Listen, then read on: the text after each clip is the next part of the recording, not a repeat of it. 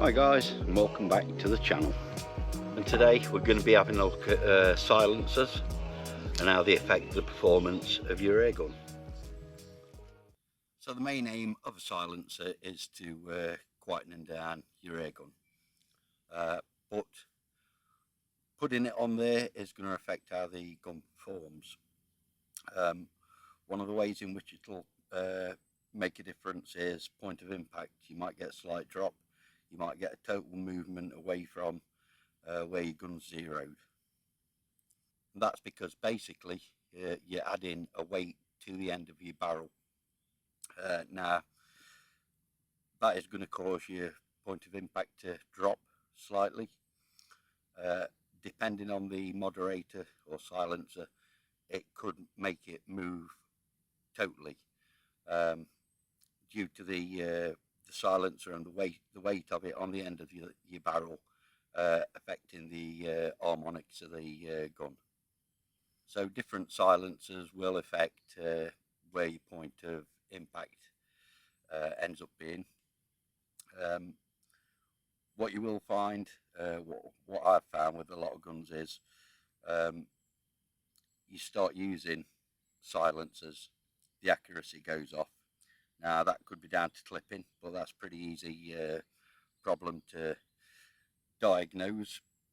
So if your pellet's clipping the moderator on the way out, then obviously it's going to make your pellet trajectory really erratic. The second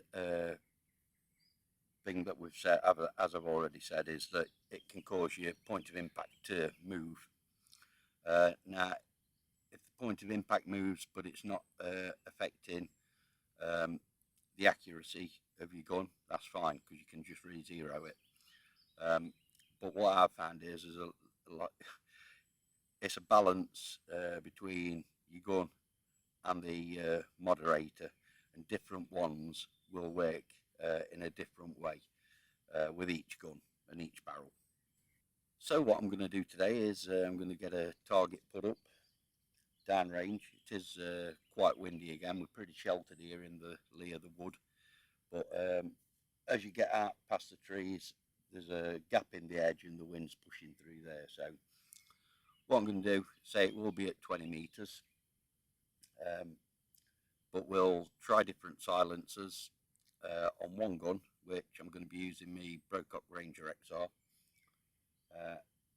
and we'll see what difference it makes with each silencer. Okay, so as I said, first up we've got the Huggit Belita. This is the smallest silencer we're going to be using today. It's 121 millimeters long and weighs 90 grams, so it's the lightest one as well.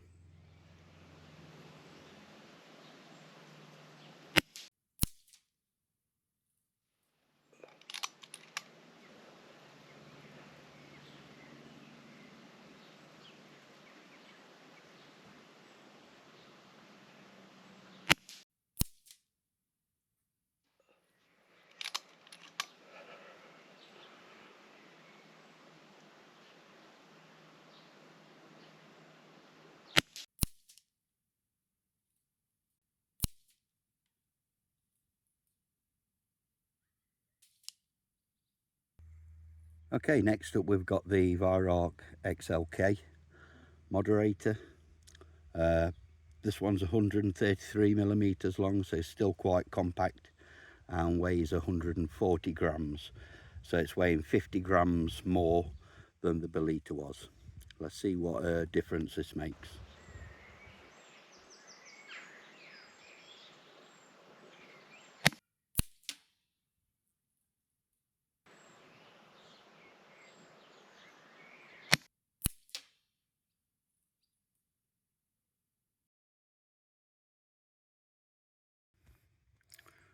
Okay, next up we've got the Hogan Decimeter, and this is the longest and heaviest moderator I'm going to be using. It's 180 millimeters long and comes in at 145 grams, which is only 5 grams more than the XLK. But we'll stick this one on now and see how we do.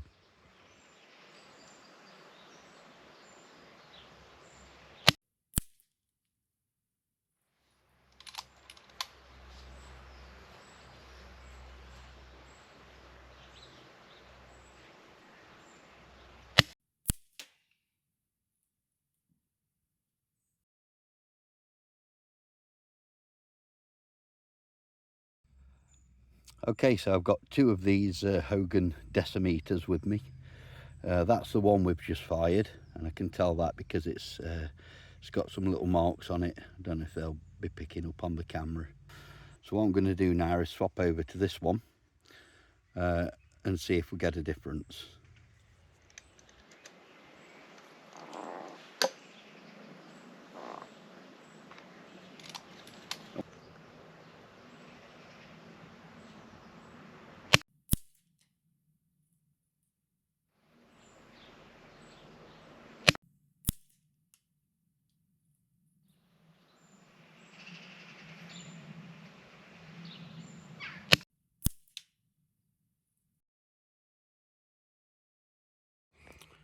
Okay, so let's have a look at this card close up.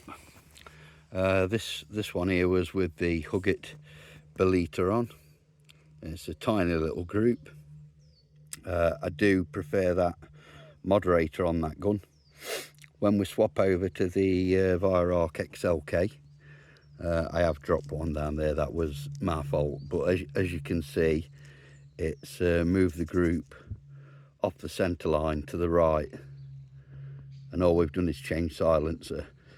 So yeah, a little bit weird, but I'd be happy with that.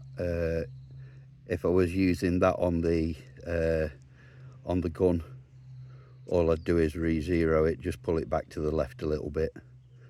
Then we get down to the Hogan decimeter. Once again, absolutely brilliant little group. But then I swap over to the other Hogan decimeter I've got, and the group is terrible. I don't know why it's not clipping. If I put this, if I put that Hogan decimeter onto my Broadcock Contour Super 6, it works absolutely brilliantly. But that's one manufacturer, the same model. That's the results with one, and that's the results with the other. And I just can't work it out, but it's a fine balance. So, as we've just seen, the two Hogan decimeters I've got, one is not too bad accuracy wise on the Broadcock Ranger XR. The other one throws it out all over the place. It's not clipping. I don't know what it is. I've had both apart and looked inside. I can't see any difference whatsoever. But one does make, one is fairly accurate, the other one is just like a shotgun. And it's got to all be down to the harmonics of the gun and the silencer working together. I've noticed it on a few guns. One silencer will work really well on one gun and not so well on others. As we've seen, that can even be between moderators that are supposed to be exactly the same model. It's very much like pellets. You can buy one gun and find the best pellet for it, buy another gun that's exactly the same model, put those pellets in it, and they won't work. It'll like something else. So it's a basic kind of tuning. So if you've got a gun with a moderator on, as most people say, try it without the moderator off. If your gun's inaccurate with the moderator on, try it with the moderator off first, and determine which pellet it likes best. Put the moderator back on. If your accuracy's gone, then you need to try another moderator on it, basically. Well, that's it for this one. I thought it'd just be interesting to show you how different moderators affect a gun, which in this case was my Broadcock Ranger XR. So each moderator affects it in different ways. I have found through trial and error that the Belita, which is what I originally had on it, is the best one for that gun. So yeah, yet again, not very scientific, but just proving a point. You will have to mix up your moderators, try them around on different guns, and Obviously, if you've got to be buying different moderators to keep trying out, then it's going to be quite an expensive job. But yeah, they do make a difference. Each different moderator will make a difference to your gun. So thank you for watching. I hope you've enjoyed it, and I'll catch you on the next one. See you later, guys.